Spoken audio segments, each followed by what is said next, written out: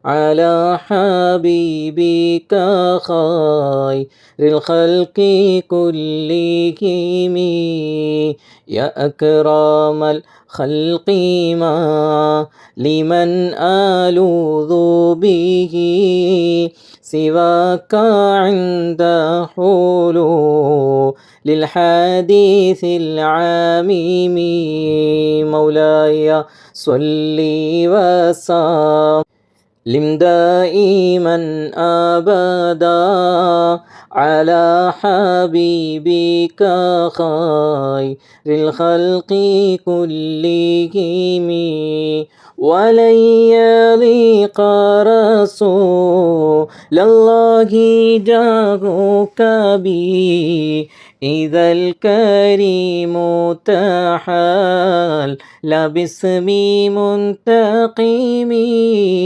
مولاي صل وسلم دائما أبدا على حبيبك خير الخلق كلهم فإن من جودك دنيا وضرتها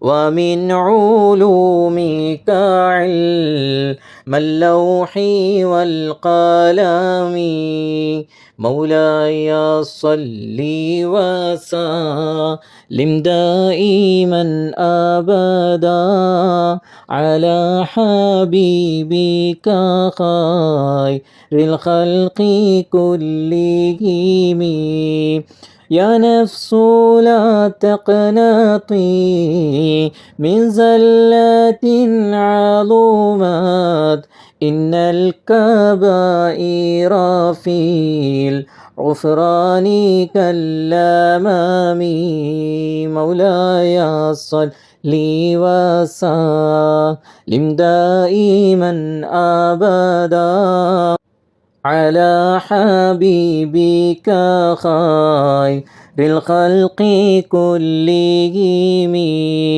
لعل رحمة بحين يقسمها تأتي على حسب العصيان في القسم مولاي صل وسلم دائما أبدا على حبيبك خير الخلق كلهم يا ربي واجعل رجاء غير منعكس لديك واجعل حساب بغير منخرم مولاي صل وسلم دائما أبدا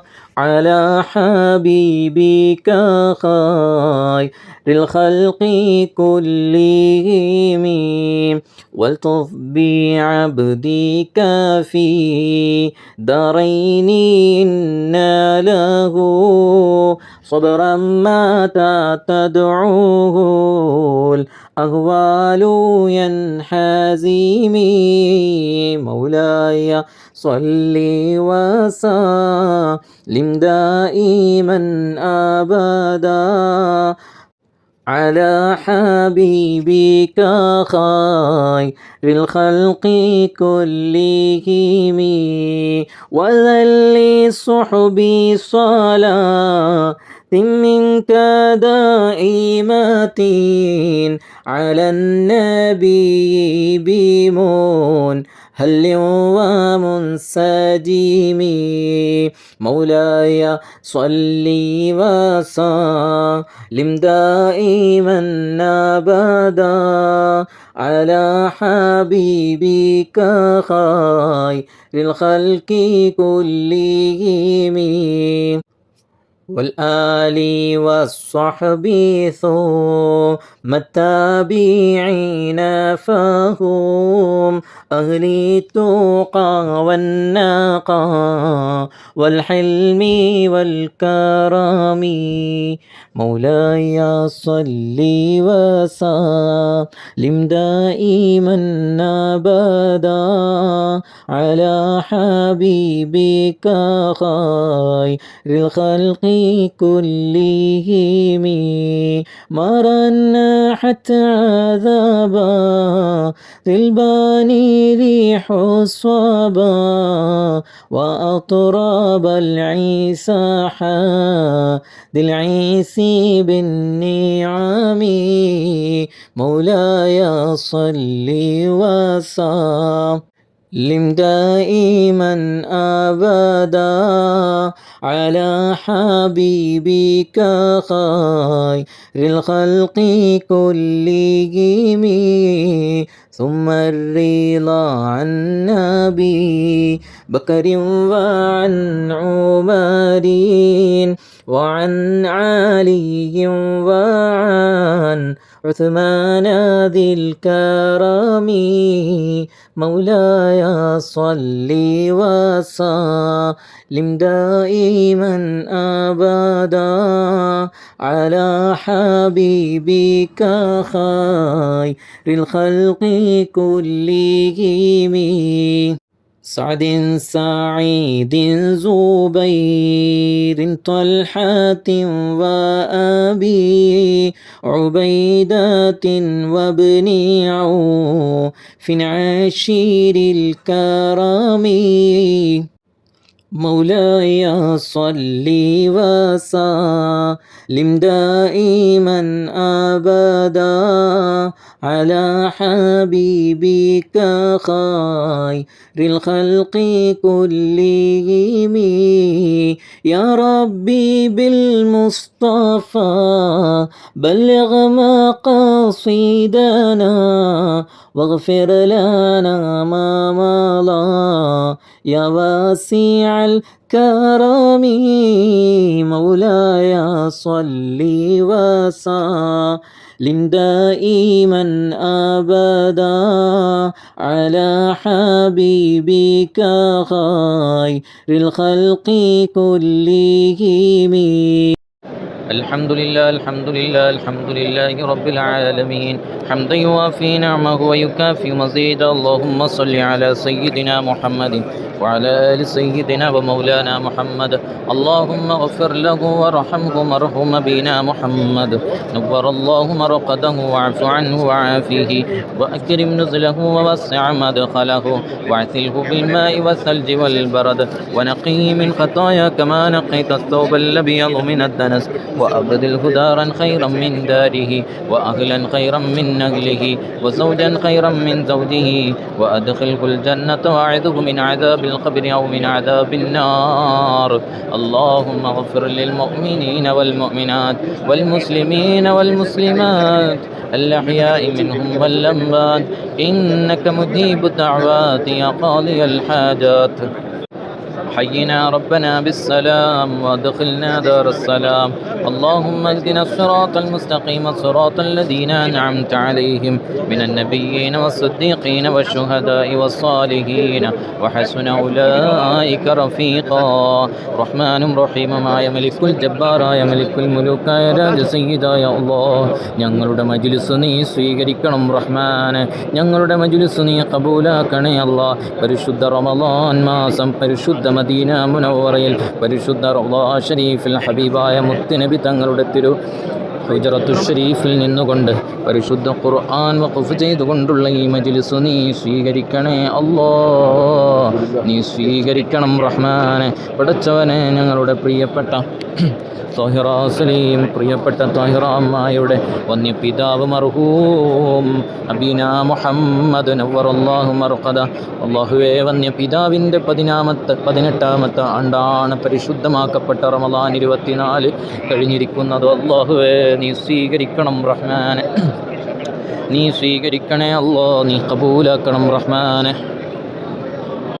ഹബീബായ മുത്തുനബി തങ്ങളുടെ തിരുഹദറത്തിൽ അവിടുത്തെ മസ്ജിദിൽ ഹബീബായ മുത്തുനബി സല്ലല്ലാഹു അലൈഹി വസല്ലമ തങ്ങളുടെ റൗള ഷരീഫിൽ വഖഫ് ചെയ്ത ഖുർആൻ, അത് പ്രിയപ്പെട്ട പിതാവിന് വേണ്ടിയാണ് റഹ്മാൻ. ആ ഖബറിടത്തിലേക്ക് ഖുർആനിൻ്റെ പ്രകാശം നീ എത്തിക്കണേ അല്ലാ. ഖബർ നീ വിശാലമാക്കണേ അല്ലാ. ഖബർ നീ സ്വർഗമാക്കണേ അല്ലാ. ഖബർ നീ നൂറാക്കണം റഹ്മാനെ. അല്ലാഹുവേ, മുത്തുനബി തങ്ങളുടെ സാന്നിധ്യമുള്ള ഖബറാക്കണം റഹ്മാനെ. ഹബീബായ മുത്തുനബി തങ്ങളുടെ പൊരുത്തമുള്ള സാന്നിധ്യമുള്ള ഖബറാക്കണം റഹ്മാനെ. ഞങ്ങൾ ഓതിയ യാസീനും ദിക്റുകളുമെല്ലാം ആ ഉപ്പയുടെ ഖബറിൽ നീ എത്തിക്കണേ അല്ലാ. ഹബീബായ മുത്തുനബി തങ്ങളോടൊപ്പം കഴിയാൻ സന്തോഷത്തോടെ ഖബറിൽ കഴിയാൻ തൗഫീഖ് നൽകണേ അല്ലാ. പടച്ചവനെ, പ്രിയപ്പെട്ട മകളുടെ ഈ പരിഗണന, പ്രിയപ്പെട്ട മകളുടെ ഈ സ്നേഹം അല്ലാഹുവേ, ആ ഉപ്പയെ കൂടുതൽ സന്തോഷിപ്പിക്കാൻ സബബാക്കണേ അല്ലാ, സബബാക്കണേ അല്ലാ. റഹ്മാനും റഹീമുമായ മലിക്കുൽ ജബ്ബാറായ മലിക്കുൽ മുലൂക്കായ രാജസയ്യിദായ അല്ലാഹുവേ, ഞങ്ങളുടെ ഈ ഇരുത്തവും ഞങ്ങളുടെ ഇബാദത്തും അമലുകളും ഈ മജ്ലിസിൻ്റെ പവിത്രതയും ആ ഉപ്പയുടെ ഖബറിൽ നീ എത്തിക്കണേ അല്ലാ. ആ ഉപ്പയുടെ അഹ്ലുകാർ, അവിടുത്തെ കുടുംബത്തിൽ നിന്നും മരണപ്പെട്ടു പോയവരിലേക്കും ഈ മജ്ലിസിൻ്റെ സന്തോഷം നീ എത്തിക്കണേ അല്ലാ, നീ എത്തിക്കണേ അല്ലാ. പടച്ചവനെ, പ്രിയപ്പെട്ട താഹിറാമ്മായിക്കും റബ്ബേ കുഞ്ഞിമാമക്കും റബ്ബേ നീ ആഫിയത്തും ആരോഗ്യവും നൽകണേ അല്ലാ. മനസ്സിന് സമാധാനം നൽകണേ അല്ലാ. മനസ്സിന് ക്ഷമ നൽകണേ അല്ലാ. ദീർഘായുസ്സു നൽകണേ അല്ലാ. ആഫിയത്ത് നൽകണേ അല്ലാ. ഹബീബരായ മുത്തുനബി തങ്ങളുടെ തിരുനോട്ടം കൊണ്ട് നീ അനുഗ്രഹിക്കണം റഹ്മാനെ. ഹബീബായ മുത്തുനബി തങ്ങളുടെ തിരുനോട്ടം കൊണ്ട് നീ അനുഗ്രഹിക്കണേ അല്ലാ. ഹബീബായ മുത്തുനബി തങ്ങളുടെ കാവല് നീ നൽകണം റഹ്മാനെ. ഹബീബായ മുത്തുനബി സല്ലല്ലാഹു അലൈഹി വസല്ലമ തങ്ങളുടെ പൊരുത്തമുള്ള കുടുംബമാക്കണേ അല്ലാ. പ്രിയപ്പെട്ട താഹിറാമ്മായിക്കും പടച്ചവനെ, അവിടുത്തെ കുടുംബത്തിനും നീ ഐശ്വര്യവും ബറക്കത്തും നീ നൽകണേ അല്ലാ. താഹിറാമ്മായുടെ സഹോദരി സഹോദരന്മാർ, അവരുടെ കുടുംബത്തിലെ എല്ലാവർക്കും, മക്കളിലും മരുമക്കളിലും ചെറുമക്കളിലും എല്ലാം നീ ബറക്കത്ത് നൽകണം റഹ്മാനെ. റാഹത്ത് നൽകണേ അല്ലാ. സന്തോഷം നൽകണേ അല്ലാ. ഹബീബായ മുത്തുനബി തങ്ങളുടെ തിരുനോട്ടം നീ നൽകണം റഹ്മാനെ. റഹ്മാനും റഹീമുമായ മലിക്കുൽ ജബ്ബാറായ മലിക്കുൽ മുലൂക്കായ രാജസയ്യിദായ അല്ലാഹ്, ആ കുടുംബത്തെ നീ പരിഗണിക്കണേ അല്ലാഹ്. സ്വീകാര്യമായ കുടുംബമാക്കണേ അല്ലാഹ്. എല്ലാ രോഗങ്ങളും എല്ലാ വിഷമങ്ങളും നീ മാറ്റിക്കൊടുക്കണം റഹ്മാനെ. അവരുടെ ദാമ്പത്യ ജീവിതത്തിൽ നീ ബറക്കത്ത് നൽകണേ അല്ലാഹ്. മക്കളെ നീ സ്വാലിഹീങ്ങളാക്കണേ അല്ലാഹ്. ആബിദത്തുകളാക്കണേ അല്ലാഹ്. അല്ലാഹുവേ, കാരുണ്യമുള്ള നോട്ടം നീ ആ മക്കളിൽ നൽകണേ അല്ലാഹ്. ഐനുകളുണ്ടോ, ഷെറുകളുണ്ടോ, സിഹറുകളുണ്ടോ, എല്ലാ ബലാഉ മുസീബത്തിൽ നിന്നും നീ കാവല് നീ നൽകണം റഹ്മാനെ. നീ കാവല് നൽകണേ അല്ലാഹ്. നീ കാവല് നൽകണേ അല്ലാഹ്. ഹബീബായ മുത്തുനബി തങ്ങളുടെ തിരുനോട്ടം കൊണ്ട് നീ അനുഗ്രഹിക്കണം റഹ്മാനെ. ഹബീബായ മുത്തുനബി തങ്ങളുടെ കാവല് നീ നൽകണം റഹ്മാനെ. ഹബീബായ മുത്തുനബി തങ്ങളുടെ പൊരുത്തം നീ നൽകണേ അല്ലാഹ്. ഹിഫ്ള് നൽകണേ അല്ലാഹ്. മക്കളുടെ പഠനത്തിൽ നീ പുരോഗതി നൽകണേ അല്ലാഹ്. വിജയം നൽകണേ അല്ലാഹ്. അവർക്ക് നല്ലൊരു ജീവിതം നീ നൽകണേ അല്ലാഹ്. ഖൈറായ മനോഹരമായ സന്തോഷിക്കുന്ന മാതാപിതാക്കൾ സന്തോഷിക്കുന്ന ജീവിതം അവർക്ക് നൽകണേ അല്ലാഹ്. പടച്ചവനെ, പ്രിയപ്പെട്ട കുഞ്ഞുമാമ റബ്ബേ വിദേശത്താണ്, റാഹത്ത് നൽകണേ അല്ലാഹ്. സമ്പത്തിലും ജോലിയിലും ഇറങ്ങിത്തിരിക്കുന്ന എല്ലാ മേഖലകളിലും നീ ബറക്കത്ത് നൽകണേ അല്ലാഹ്. വാഹനത്തിൽ ബറക്കത്ത് നൽകണേ അല്ലാഹ്. യാത്രയിൽ നീ ബറക്കത്ത് നൽകണേ അല്ലാഹ്. സർവ്വ മേഖലകളിലും നീ ബറക്കത്ത് നൽകണം റഹ്മാനെ. ഹബീബായ മുത്തുനബി സല്ലല്ലാഹു അലൈഹി വസല്ലമ തങ്ങളുടെ കാവല് അവർക്കെല്ലാവർക്കും നീ നൽകണേ അല്ലാഹ്. പടച്ചവനെ, പ്രിയപ്പെട്ട കഫീലിനും അവിടുത്തെ അഹ്ലുകാർക്കും നീ ബറക്കത്തും ഐക്യവും സ്നേഹവും നീ നിലനിർത്തണം റഹ്മാനെ. പടച്ചവനെ, കുഞ്ഞുമാമ ചെയ്യുന്ന എല്ലാ ഹിദമകളും സേവനങ്ങളും നീ സ്വീകരിക്കണം റഹ്മാനെ. നീ സ്വീകരിക്കണേ അല്ലാഹ്. അസ്സലാത്തു അലൻ നബി വസ്സലാമു അലർ റസൂൽ അഷ്ഫീഉൽ അബ്തഹി വൽ ഹബീബിൽ അറബി. അസ്സലാത്തു അലൻ നബി വസ്സലാമു അലർ റസൂൽ الشفيع الأبتحي والحبيب العربي. الصلاة على النبي والسلام على الرسول الشفيع الأبتحي والحبيب العربي أنت تطلع بيننا في القيامة مشفقا وكلنا عند الله يا سيدي خير النبي. الصلاة على النبي والسلام على الرسول الشفيع الابتحي والحبيب العربي. رحمن رحيم ما يا الله മലിക്കുൽ ജബ്ബാറായ മലിക്കുൽ മുലൂക്കായ രാജ സയ്യിദായ അല്ലാഹ്, പരിശുദ്ധ റമളാൻ ഞങ്ങളിൽ നിന്നും നീ ഖബൂലാക്കണേ അല്ലാഹ്. ഞങ്ങളുടെ ഓരോ ഇഫ്താറും ഞങ്ങളുടെ ഓരോ സക്കാത്തും ദാനധർമ്മങ്ങളും ഖുർആൻ വഖഫുകളും പരിശുദ്ധ മദീനയിൽ പ്രതിമാസം നൽകുന്ന അഹ്ലുസുഫക്കാർ റബ്ബേ, അഹ്ലുസുഫ എന്ന പേരിൽ പരിശുദ്ധ മദീന മുനവ്വറയിൽ ഹബീബായ മുത്ത് നബി സല്ലല്ലാഹു അലൈഹി വസല്ലമ തങ്ങളുടെ അതിഥികളായ ഫഖീറുകൾ മിസ്കീനുകൾ അവരുടെ കണ്ണീരൊപ്പാനും അവർക്ക് വേണ്ടി ഞങ്ങൾ ചെലവഴിക്കുന്ന സമയവും എല്ലാം നീ സ്വീകരിക്കണം റഹ്മാനെ. പടച്ചവനെ, ഞങ്ങളുടെ അമലുകൾ നാളെ ഞങ്ങളെ ഖബറിൽ സ്വർഗമാകാനും ഖബറിൽ സന്തോഷം ലഭിക്കാനും ഖബർ വിശാലമാകാനും മുത്തുനബി തങ്ങളുടെ അയൽവാസികളായി കഴിയാനും പടച്ചവനെ മുത്തുനബി തങ്ങളുടെ സ്വർഗീയ നാട്ടിൽ ഖിദ്മ ചെയ്യാനും തൗഫീഖ് നൽകണം റഹ്മാനെ. നീ തൗഫീഖ് നൽകണേ അല്ലാഹ്. റഹ്മാനും റഹീമുമായ മലിക്കുൽ ജബ്ബാറായ മലിക്കുൽ മലൂക്കായ രാജ സയ്യിദായ അല്ലാഹ്, ഞങ്ങളാണ് നീ ഖബൂലാക്കണം റഹ്മാനെ. പടച്ചവനെ, പ്രിയപ്പെട്ട ഞങ്ങളുടെ പള്ളിക്കര ഉമ്മയ്ക്കും ഉപ്പാക്കും നീ ദീർഘായുസ്സും ആഫിയത്തും നൽകണേ അല്ലാഹ്. അവരാണ് ഞങ്ങളുടെ പ്രതീക്ഷ, അവരാണ് ഞങ്ങളുടെ സന്തോഷം. അല്ലാഹുവേ, അവർക്ക് നീ ആഫിയത്ത് നൽകണേ അല്ലാഹ്, ആരോഗ്യം നൽകണേ അല്ലാഹ്, ദീർഘായുസ്സ് നീ നൽകണം റഹ്മാനെ. ഹബീബായ മുത്തുനബി തങ്ങളുടെ തിരുനോട്ടം അവർക്ക് നീ നൽകണേ അല്ലാഹ്. ശാരീരികമായ മാനസികമായ പ്രയാസങ്ങൾ രോഗങ്ങൾ എല്ലാം നീ മാറ്റിക്കൊടുക്കണേ അല്ലാഹ്. ആമീൻ പറയുന്നവർ ആരൊക്കെയുണ്ടോ അവരുടെ മനസ്സിലുള്ള മുറാദുകൾ നീ ഹാസിലാക്കി ഈ പരിശുദ്ധ മദീന മുനവ്വറയിൽ മുത്തുനബി തങ്ങളുടെ തിരുഹളറത്തിൽ വെച്ച് ദുആ ചെയ്യുന്ന ഫലം നൽകണേ അല്ലാഹ്, ഫലം നൽകണേ അല്ലാഹ്. റഹ്മാനും റഹീമുമായ മലിക്കുൽ ജബ്ബാറായ മലിക്കുൽ മുലൂക്കായ രാജ സയ്യിദായ അല്ലാഹ്, ഞങ്ങളിൽ നിന്നും നീ ഖബൂലാക്കണം റഹ്മാനെ. ഹബീബായ മുത്തുനബി തങ്ങളുടെ തിരുനോട്ടം നീ നൽകണം റഹ്മാനെ. ഹബീബായ മുത്തുനബി തങ്ങളുടെ കാവൽ നീ നൽകണം റഹ്മാനെ. ഹബീബായ മുത്തുനബി സല്ലല്ലാഹു അലൈഹി വസല്ലമ തങ്ങളുടെ പൊരുത്തം നീ നൽകണേ അല്ലാഹ്. അല്ലാഹുവേ, ഞങ്ങളുടെ കുടുംബത്തിൽ പ്രിയപ്പെട്ട ഫാത്തിമ സമിയ മോളും അതുപോലെ തന്നെ അമീനും അതുപോലെ ഇയാസും എല്ലാവർക്കും പ്രിയപ്പെട്ട വാപ്പിക്കും ഉമ്മിക്കും എല്ലാം നീ ആഫിയത്ത് നൽകണേ അല്ലാഹ്, ആരോഗ്യം നൽകണേ അല്ലാഹ്, ദീർഘായുസ്സ് നൽകണേ അല്ലാഹ്. എല്ലാവരുടെയും റമളാൻ നീ സ്വീകരിക്കണേ അല്ലാഹ്. കലൂരുമ്മിക്കും അതുപോലെ തന്നെ വാപ്പിക്കും നീ ആഫിയത്തും ആരോഗ്യവും നൽകി ദീർഘായുസ്സും നൽകി അനുഗ്രഹിക്കണേ അല്ലാഹ്. പഠിച്ചവനെ നീ സ്വീകരിക്കണേ അല്ലാഹ്. ഹബീബായ മുത്തുനബി തങ്ങളുടെ തിരുനോട്ടം നീ നൽകണം റഹ്മാനെ. അല്ലാഹുവേ, അതുപോലെ തന്നെ ഞങ്ങളുടെ വല്യമാമാക്കും കുടുംബത്തിനും നീ ബറക്കത്ത് നൽകണം റഹ്മാനെ. നീ ബറക്കത്ത് നൽകണേ അല്ലാഹ്, നീ ബറക്കത്ത് നൽകണം റഹ്മാനെ. പടച്ചവനെ, എല്ലാവർക്കും നീ ആഫിയത്തും ആരോഗ്യവും നൽകണം റഹ്മാനെ. അതുപോലെ തന്നെ ഞങ്ങളുടെ മുത്തുമാക്കും നീ ആഫിയത്തും ആരോഗ്യവും നൽകണം റഹ്മാനെ. അല്ലാഹുവേ, ഞങ്ങളുടെ കുടുംബത്തിനും കൊല്ലത്തുള്ള കുടുംബങ്ങൾക്കെല്ലാം നീ ആഫിയത്തും ആരോഗ്യവും നൽകണേ അല്ലാഹ്. റബ്ബേ, മഖബൂലും മർദിയുമായ ഹജ്ജ് ചെയ്യാൻ ഉംറ ചെയ്യാൻ മദീന സിയാറത്ത് ചെയ്യാനും മതിവരുവോളം പരിശുദ്ധ മദീനയിൽ കഴിയാനും നീ തൗഫീഖ് നൽകണേ അല്ലാഹ്. اللهم ربنا آتنا في الدنيا حسنة وفي الآخرة حسنة وقنا عذاب النار. اللهم ربنا تقبل منا إنك أنت السميع العليم وتب علينا إنك أنت التواب الرحيم. آمين برحمتك يا أرحم الراحمين. والحمد لله رب العالمين. صلى الله على محمد صلى الله عليه وسلم. صلى الله على محمد صلى الله عليه وسلم. اللهم صل على محمد يا رب صل عليه وسلم. صل على جميع الأنبياء والمرسلين.